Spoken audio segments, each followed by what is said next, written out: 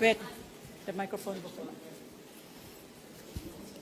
Could you say your name and your organization?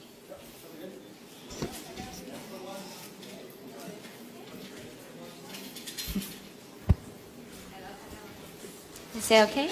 Closer. Hello, nice to meet you. I'm from Hong Kong TV News Channel. I'm Cecilia Kwok Wing Si. Nice to meet you, Aung San Suu Kyi. Actually, you have been fighting for democracy and freedom of people for many years. What are your advice to Hong Kong people for those who are striving for democracy in Hong Kong? And secondly, do you think that Hong Kong people are losing their freedom and democracy under the one country, two system policy? Thank you. I think if people really want freedom and democracy, they get it. I've always believed that people always get what they really want. Though, mind you, when they find it, it might not be quite what they expected. But we have to believe in what we are doing if we are to succeed. So the first requirement is that the people of Hong Kong should know what they really want and believe in it. If they believe in it, they'll get it. It's very simple. But of course, that means a lot of hard work. Hello, I'm Amrita Chima, Deutsche Welle Television from Germany. Great to see you looking so well after 1 year coming out of your isolation. My question is, you said that you want to stand for president in the next elections, but the constitution needs to be amended. What steps are required to amend the constitution? How hopeful are you that it will be done? Well, I'm told that this is the most difficult constitution in the world to amend. First of all, it has to be it's not all the points in the Constitution, but the major ones. If you want to change them, more than 75% of the members of both legislatures have to vote for it. And that's not the end of the story. And then it has to be put to a referendum, and it has to be approved by more than 50% of those who are those who are eligible to vote. So that's a very difficult process. Don't forget that 25% of the members of both legislatures are military appointees, unelected military appointees. So in order to get more than 75%, first of all the civilian seats will have to be filled, and all the civilian representatives would have to agree that they want to amend the Constitution. And then, as I keep saying, at least one brave soldier must say, I will side with the civilian representative. So it's very, very difficult, but it's not impossible. And I think it was in an RAF outfit somewhere I heard that during the Second World War they had a motto, which was, we do the impossible every day, miracles take a little longer. The question's right there first, and then... Jojo Dane from Voice of America, Burmese Service, and Didi Last year in Bangkok at 2012 World Economic Forum, you talked about youth unemployment in Burma. You said that it was like a time bomb. And your main message was, I believe, to the foreign investors coming to Burma was to create jobs. What is your main message to the foreign investors this year in this place? Thank you. It's the same thing, because this issue has not been addressed adequately. Everywhere where I go in this country, there are 6 requirements that people keep repeating to me. It's amazing how it's the same everywhere. I get the same message everywhere. When I go to the villages, whether it's in the south of Burma or north, south, east, west, I always try to ask them. I try to speak to as many of the people in the towns and villages as possible, and I ask them what they need most. And always the answer is, first of all, jobs. They want work. They don't want handouts. They want the dignity of being able to work for their own living, to earn their own living. Number 1 is jobs. Number 2, water. Number 3, roads. Number 4, electricity. Number 5, education. Number 6, health. This is repeated everywhere, everywhere. And so jobs are a priority, and especially jobs for our youth. In my constituency, 75% of our graduates are unemployed. And I have been told by independent surveyors that this is very much the national average for youth unemployment. About 70% of our youth are unemployed. And as I keep saying, it's not joblessness that is so worrying as much as hopelessness. When they get to a point when they lose hope in the future, then these young, unemployed people will be a social problem for us. Yes. Daw Martin Sung from CNBC over here. The question is, just in front of you, the question is related, and that is right now there seems to be almost like a gold rush. A lot of foreign companies want to come in, win contracts, win tenders, do business, do trade, etc., which is good in a way. Myanmar needs the money. But what parts of this frenzy worry you? Actually, there isn't that much investment coming in. I think it's more investigations than investment. People are coming here to investigate the possibility of investing here. But yes, it is a frenzy, and a frenzy is never attractive. I keep saying cautious optimism, and something that I'm a wet blanket because I talk about cautious optimism. But I think that's just practical. And I think those who come here and look, there are always the same problems. First of all, they worry about rule of law, and that's one of my main concerns. Because, not just because I'm the chair of the Rule of Law and Tranquility Committee, because I believe that without rule of law we can't get anywhere. We can't get economic development either, because that's what the serious businesses are looking for, rule of law. How safe are their investments going to be? That's one thing. And the other is infrastructure, which goes back to what our villagers tell us, roads, electricity. So this is why investments are not pouring in, just investigations are pouring in. And let's stop the frenzy a bit. We're going to go to the back there first. You have to... Hello, this is Adit from the Associated Press. If we weren't content enough with your answer before this morning, so I need to ask you again. If you succeed in amending the Constitution, and if you become the president of Myanmar, what will you do for the ethnic minorities and with special regard to the Rohingya people and the Muslim, the people who believe in Islam in this country? Thank you. First of all, as I said, I believe in the rule of law, and everybody in this country should be entitled to the protection of the law. Everybody, all ethnic groups, all religious groups.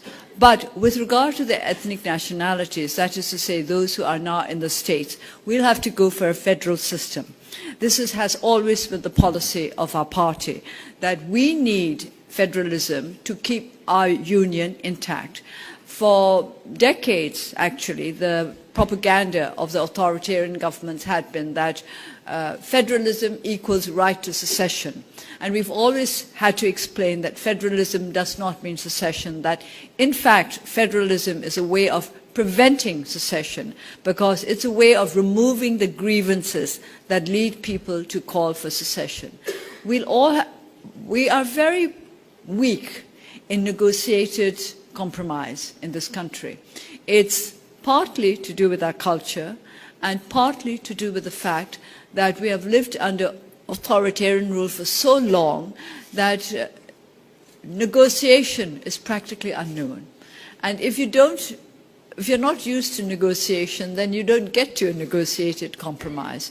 And we have to go in for that. We have to find the answers to our problems together. And what I would like to ask the world to do is to help us to find the solutions to our own problems in our own way, always upholding international standards of human rights. We go to the front row and we come to the back there. Tosu, you paint quite a bleak picture when you go into the percentages of unemployed youth and this and that and the terrible lack of electricity and roads. You also recently said, I think in Yangon, some quite negative things about the pace of reform under this government, and said that the reforms hadn't been made as big an impact as they could. Do you still feel the government hasn't lived up to promises and could do more, or do you feel that it could do more? What I've said is that I think we've concentrated enough on good intentions. Now what we want to look at are results. And the results are not as fantastic as you might expect them to be. Because don't forget that we're in the third year of the so-called reform process. And I keep repeating this. 3 years is not a short period. I think you can't keep saying, well, you know, it's not been long yet, it's not been long yet. I mean, how long is long? And 3 years is a long time for somebody who can't get square meals a day. And so we want results now. And it's the lives of the ordinary people which have not changed. If you ask the average citizen in this country what has changed, they will talk about the fact that there's greater freedom of the media because there is a proliferation of news magazines and journals. And then there are those who will say that there are more cars in the streets of Rangoon than ever before. But these are not accessible to the great majority of our people who constitute about 60 to 70%. So we want change in the lives of those people, those who live in the rural area, and also, of course, in the lives of our urban poor. So this is what I mean by saying that reform has not brought the kind of changes that our people want. And how long will they go on waiting for it? We don't want them to lose faith in the reform process. My name is Christiana with the German press agency. My question goes in the same direction. What concretely would you say should the government do or have done to get those changes to the rural people? Or to put it in another way, what would you do as president now to make sure that these people see the benefits of economic opening? Well, let me tell you just what I've been doing simply as an MP in my constituency. Now, as I said earlier, jobs, water, roads, electricity, education, health. That's what they always talk about. And the most difficult thing of all is the first one, jobs.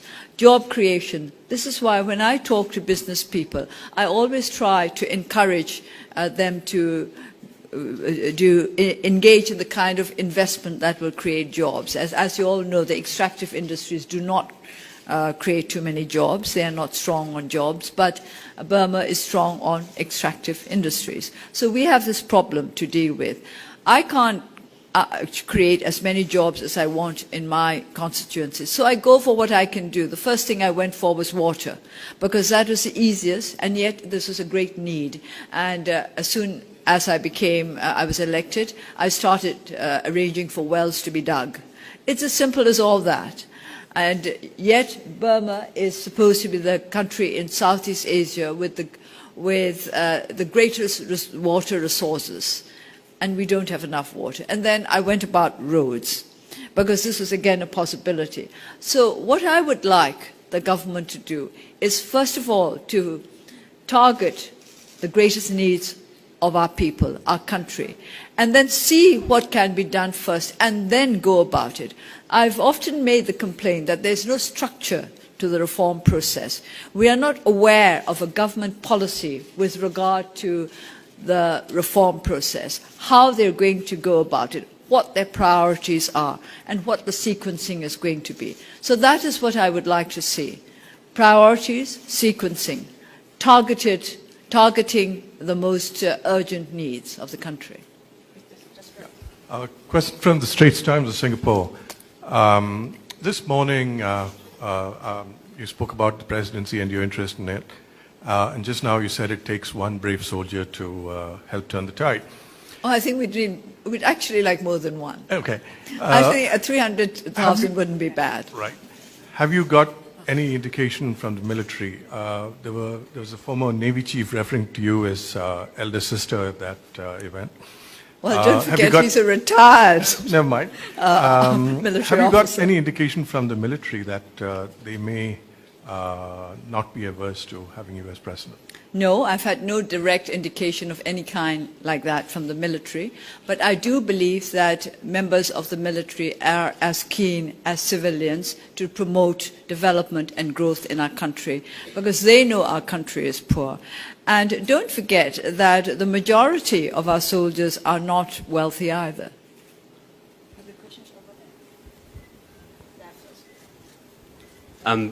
Just to go back to your points say your about... name? Oh, sorry. My name is Simon Rockleen. I file for the Irrawaddy and a couple of others. To go back to your point about job creation and similar needs, what legislation is being planned and is being debated in Parliament these days with that regard? I know there's a minimum wage law. Is there anything else? And what's the timeline Well, of course, for it those? was FDI, and we do expect foreign investment to create jobs.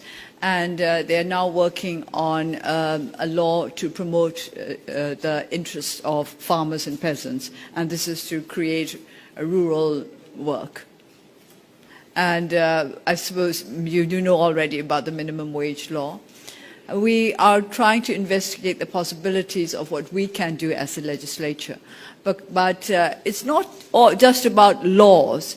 It's also about making sure that these laws are observed and implemented, which goes back to rule of law. And what I personally want to do in the legislature is to make sure that the judiciary becomes independent and clean. Thomas. Thank you, Andy. I'm from Skynet. Andy, please, right. That's me. You're right. Oh, Right corner, right. Okay. Yes, thank you. We all know that you are very emphasizing you also the poverty reduction. And the question is that we would like to know your ideas of the poverty reduction of Myanmar. Thank you. Reducing poverty in Myanmar means Yes. reducing the poverty of the people in our rural areas. Because as I think, I'm sure the statistic has been drummed into your head every half an hour since yesterday, nearly 70% of our population live in the rural area. So Burma is basically an agriculture country.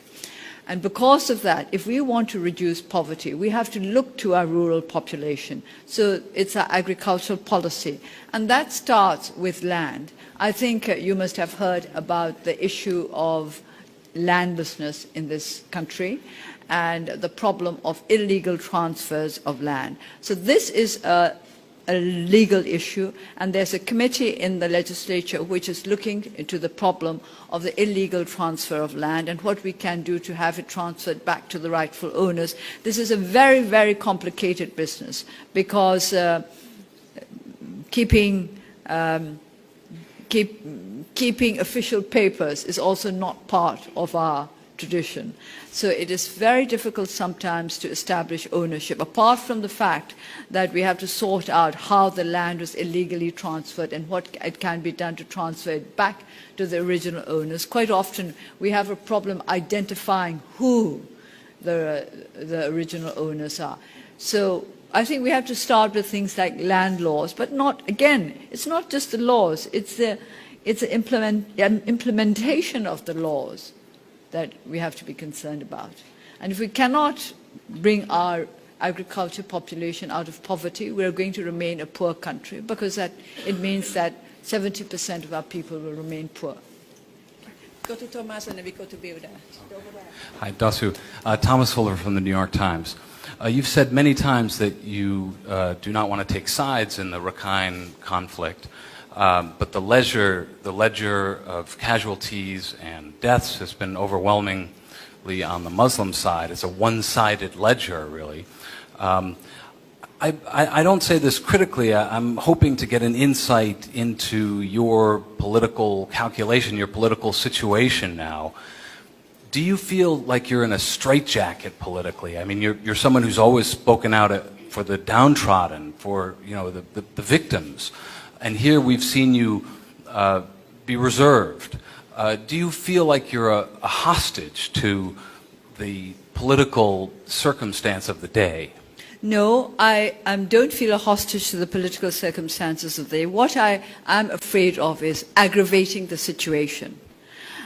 I do not want to aggravate the situation by saying that one community is wrong or the other community is wrong. And what it does is to aggravate the more extremist elements in these communities. If they feel that they have been targeted, if they feel that they do not enjoy the sympathy of politicians or influential groups, then it makes them more extremists. That is what I'm afraid of, that instead of helping the situation, we will aggravate it further. So what I want to target, actions rather than communities, which means accountability. That goes back to rule of law. The government must make sure that those who have committed crimes are punished in accordance with the law. There must be accountability.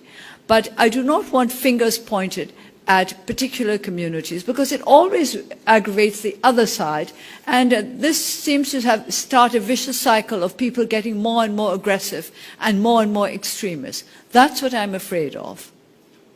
Oh, at the back there. Hello, my name is, sorry, you can't see me, I'm here with the lights. My name is Bill Hayton. I'm training journalists at MRTV at the moment. This evening I hope that state television might broadcast you talking about politics for the first time ever, but at the moment they're going to take a soundbite of you speaking in English with a Burmese voiceover.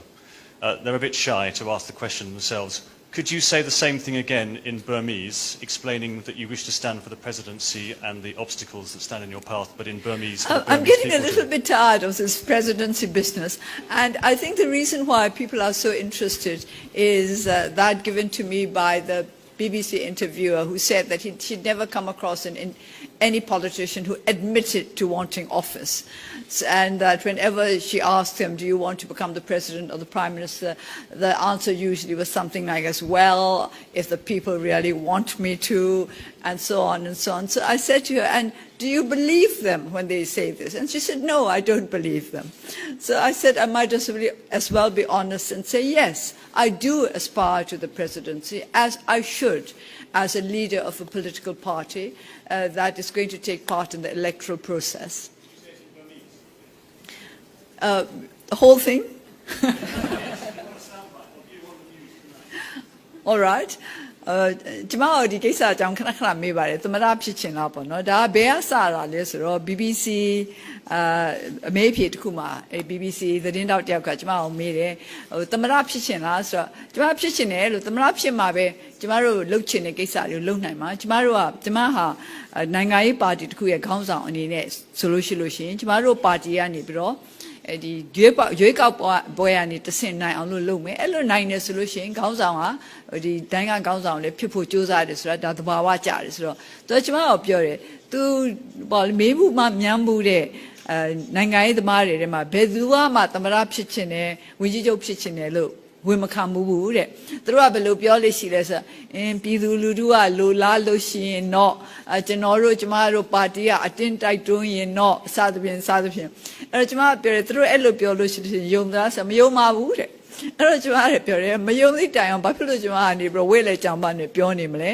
ကျမတို့ဟာနိုင်ငံရေးပါတီဖြစ်တယ်နိုင်ငံရေးပါတီတစ်ခုအနေနဲ့ရွေးကောက်ပွဲကနေတဆင့်ပြည်သူလူထုရဲ့ထောက်ခံမှုနဲ့အစိုးရအာဏာရဖို့ကြိုးစားတယ်ဆိုတာဒါသဘာဝကျတယ်အဲ့ဒီနိုင်ငံရေးပါတီရဲ့ခေါင်းဆောင်အဖြစ်နဲ့ဒီနိုင်ငံခေါင်းဆောင်အစိုးရခေါင်းဆောင်လုပ်ဖို့ဟာအစဉ်သင်းရှိတယ်လို့ပြောတာလေသဘာဝကျလို့ကျမပြောတာပါဆိုပြီးတော့ဒီတိုင်းပဲကျမရှင်းပြပါတယ် Thank you right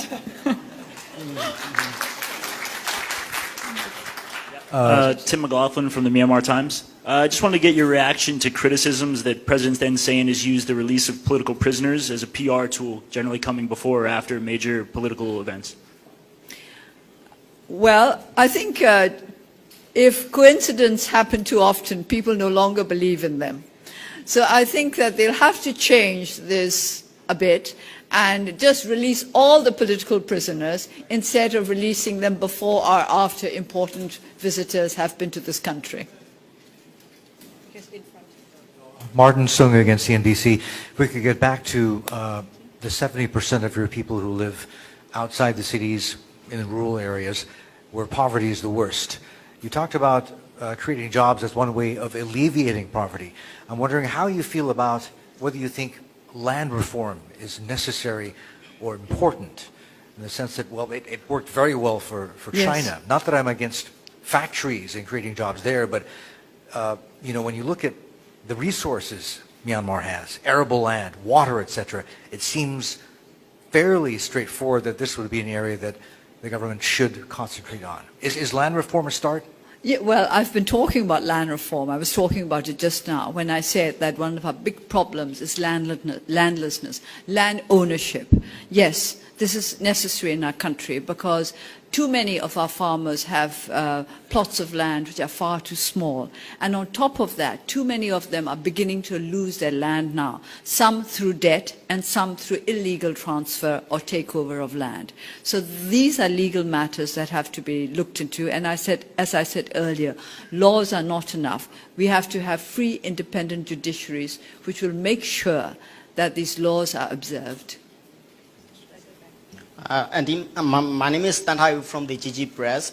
I'd like to ask about the Rakhine conflicts, where some people are saying that this conflict is staged by some people inside the government who wants to turn back this current reform process, and hardliners are doing this because some people said that the problem started from a news report from the state media about a rape case, which they published. And this conflict started. This conflict started because of a report in the state newspaper of a rape case. They published the religion and ethnicity in the rape case, which is not normal in the news media. So some people speculate that it is staged by some people inside the government, and I'd like to ask your opinion about that. Yes, I've heard these speculations, there are many of them, but as a believer in rule of law and justice, I would deem that everybody is innocent until proven guilty beyond a shadow of a doubt, and speculations are not enough to use as accusations. There are always speculations when these kind of incidents emerge, but I do not think that we should go around accusing people of conspiracies, because this could be very destabilizing for our country, which is not to say that conspiracies do not exist. Sometimes conspiracies do exist, and people talk about them, people speculate. I think what we need is more transparency, more interaction, more engagement between different communities, between the government and the people, between the media and the government, local government as well as central government, so that we are more and more aware of what is going on. And the more we know about the actual situation, the more transparency there is, the fewer speculations there will be. Hi, my name is Nati. I'm from Nation, Thailand. Two quick questions. The first one is, Myanmar has both political and economic problems. If you were the president, which one would be your main focus? And the second the second question would be, by the time of the next election, you would be 70, if I'm correct, and you are a national democracy icon.